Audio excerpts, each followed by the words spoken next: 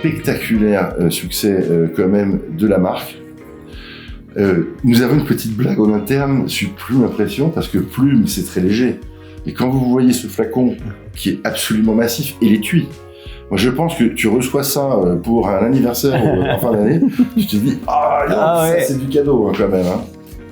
Qui a fait la direction artistique? C'est Sabine, Sabine et moi. L'idée était effectivement d'avoir cette, parce que tu disais, le réciproque est vrai. La réciproque est vraie. C'est une plume, c'est léger, c'est très raffiné, mais c'est solide aussi. Okay. Donc il y a toute cette ambivalence de la plume. C'est pour ça qu'on l'a choisi en figure emblématique de la marque, qui nous donne aussi notre direction artistique au niveau de la création du packaging et aussi des jus.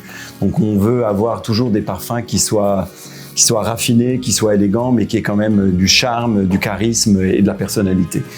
Revenons-en aux fondamentaux. Voilà.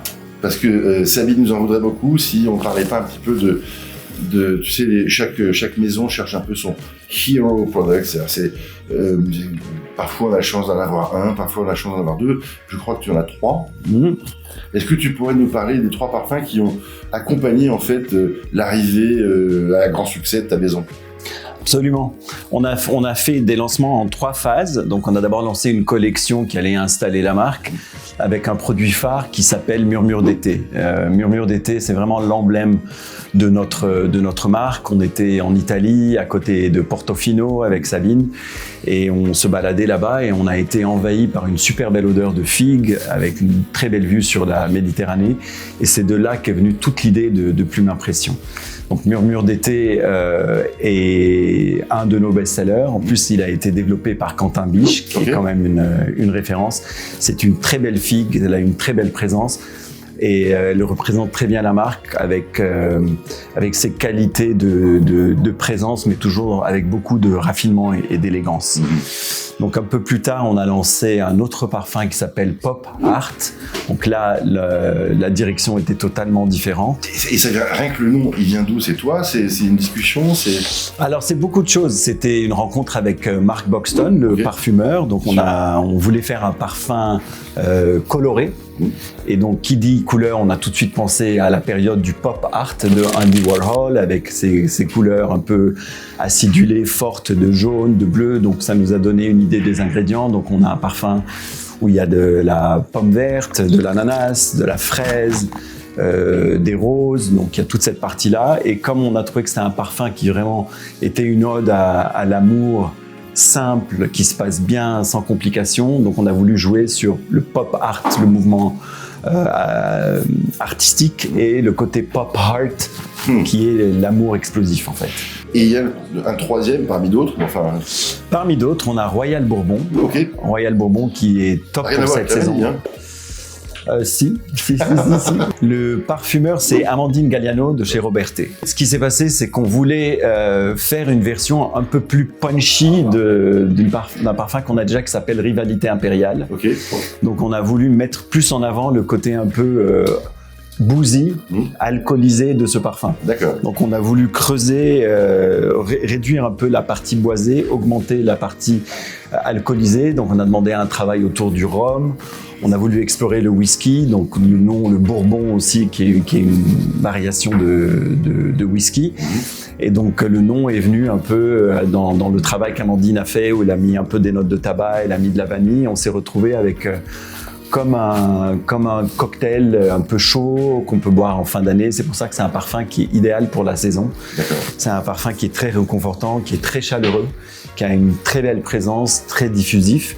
Et ça a été un succès immédiat parce que on a réussi à faire quelque chose d'assez disruptif, mais sans aller dans quelque chose qui soit difficile à porter. Tu es venu aujourd'hui ici avec une petite surprise. Tu voulais nous dévoiler un projet. Alors moi on m'a dit, vous allez voir François... Exclusivité mondiale.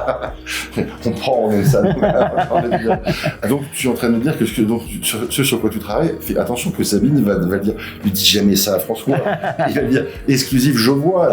Alors, oui, c'est prévu. Alors c'est prévu. C'est prévu. Il y aura un lancement exclusif pendant 15 jours chez Je vois. Il me semble qu'on est sur fin avril. Fin avril. On va lancer une collection d'extraits. Maintenant qu'on a installé de manière très encourageante et très réussie la gamme principale, on va lancer une collection d'extraits. Donc les 3 parfums qu'on va lancer, vont venir dans des parfums colorés, ce qui va les identifier de la gamme existante, dans un packaging différent aussi. Ok, change le flacon? Non. Non, on garde le flacon, on va juste le colorer avec une nouvelle technique assez sympa. Je veux tout savoir. Ouais. Et les aventures qui ont inspiré ces parfums sont très spéciaux. Donc on a passé des très belles vacances en Écosse il y a 2 ans avec Sabine. On était dans les Highlands écossais en train de jouer au golf et on a eu cette odeur un peu de noix de coco, quelque chose de monoï, très très exotique. Du monoï, du lait de coco. Alors tu nous expliques d'où ça vient parce que c'est pas natif, hein. T'as pas des champs de cocotiers. Et donc en fait, tu as tellement raison. Donc et Sabine a senti, elle dit mais tu sens pas ça, tu sens pas ça? Je lui dis oui. Alors on a regardé partout et on n'arrivait pas à trouver. Et en fait, c'est une plante native à l'Écosse qui s'appelle, alors c'est l'aubépine en France, mais ça n'a rien à voir avec l'aubépine qu'il y a en Écosse. Ça s'appelle la gorse.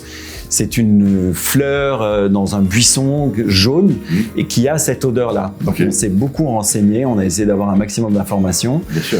Et finalement, on a réussi à faire un très beau travail avec toujours Mark Buxton, qui nous a fait Pop Art. Et on a voulu créer cette sensation de exotisme en montagne, en fait. Et là, tu l'as avec toi? Je l'ai avec moi. Tu veux la sentir? Mais avec grand plaisir. Allez, tiens.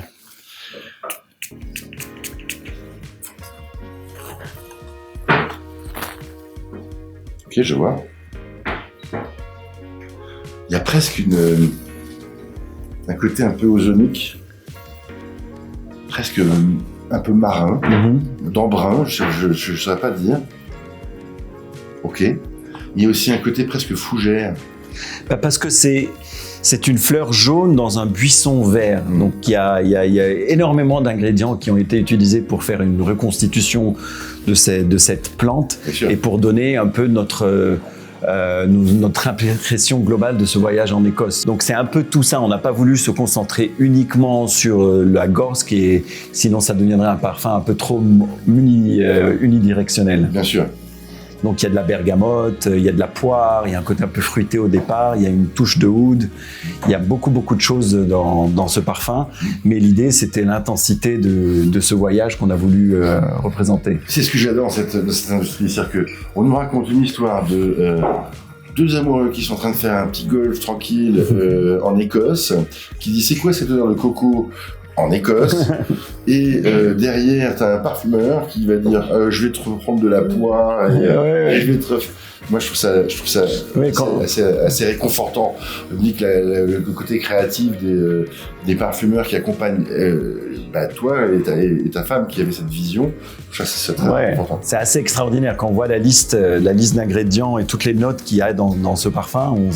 Je lui ai dit, mais pourquoi il y a tout ça? Il me dit, t'es content du résultat ou pas? Ok. Oui, parce qu'en plus, il a du tempérament, le mec. Oui. Donc, et alors celui-ci, quelle est l'inspiration? Alors l'inspiration, c'était notre première danse avec Sabine. Un tango. J'ai toujours cru que tu étais un grand danseur de tango. C'était quoi comme danse? Tu seras content le jour où on révélera le nom du parfum, je pense. Vous avez vu, hein, j'ai tenté le truc. Très très fort, c'est pas du tout préparé. Hein. Non. Très très fort. Non, en fait, comme je disais, on voulait que les extraits soient représentatifs de quelque chose d'intense. Donc ce parfum, c'était notre première danse où on était encore un jeune couple. J'ai dit ça au pif, si j'ai raison. Je vais te faire sentir et tu me diras si tu penses que ça correspond ou pas. Qu'est-ce que c'est bon. Raconte-moi tout. Donc c'était effectivement quelque chose d'intense, quelque chose de rouge. On a voulu travailler sur une fleur d'Argentine. D'accord. Et bam. Boum. Petit indice. Petit indice. Une fleur qui est l'emblème d'Argentine, mais qui est une fleur muette. Donc on a avec le parfumeur dont on ne révélera pas le nom aujourd'hui. Il s'appelle comment cette fleur? Emblématique. Cébou. Ça s'appelle Cébou. Ouais, t'essaies de m'embrouiller. Non, ça s'appelle Cébou. Tu veux le troisième? Avec plaisir. Et hop. Donc, alors là, je commence à être inquiet. Parce qu'on on est passé de l'Argentine à l'Écosse. On va se retrouver au milieu? Attends que je revoie ma géographie. Non, on va aller plus à l'est. Ok, allons-y. On va aller dans un endroit où on vit la majorité du temps avec Sabine. On va aller dans le Moyen-Orient, on va aller à Dubaï, et c'était un peu notre premier café. C'était notre premier café coucher de soleil dans le Dubaï un peu traditionnel. Vous vous rencontrez tout de suite, ça y est, c'est le film romantique américain avec le coucher de soleil. Je te jure. Et c'est vrai qu'on avait les effluves du souk aux épices à côté de nous. Donc on a voulu faire ce parfum qui est gourmand, vanillé, boisé, avec beaucoup de facettes très chaudes et très réconfortantes. C'est une direction sur laquelle on a travaillé pendant longtemps. On avait longtemps envie de faire le parfum de cette rencontre-là. Bien sûr. Mais on est arrivé à ce résultat que récemment. Toi, tu as toujours été un porteur de parfum. Oui. Et elle aussi. Elle, non. C'est drôle. Mais en fait, c'est un processus. Hein. Moi, j'ai toujours travaillé dans les parfums depuis 30 ans. Donc, lorsqu'on a aussi créé cette marque, j'ai pris en compte ces contraintes-là. Et par contre, ce qui se passait, c'est que au fur et à mesure, j'impliquais Sabine dans nos créations. Bien sûr. Et lorsqu'elle me disait « ça, c'est bien », vas-y, on le lançait, ça marchait bien. Lorsqu'elle me disait moyen, que j'insistais beaucoup, on lançait, ça marchait pas. Donc au fur et à mesure, je l'ai impliquée et je me suis rendu compte qu'elle avait vraiment un pif, c'est le cas de le dire. Elle a vraiment un très très bon nez pour savoir qu'est-ce qui fait les qualités, quels peuvent être les ingrédients. Elle peut me dire ça pique un peu trop, ça pique pas assez, etc.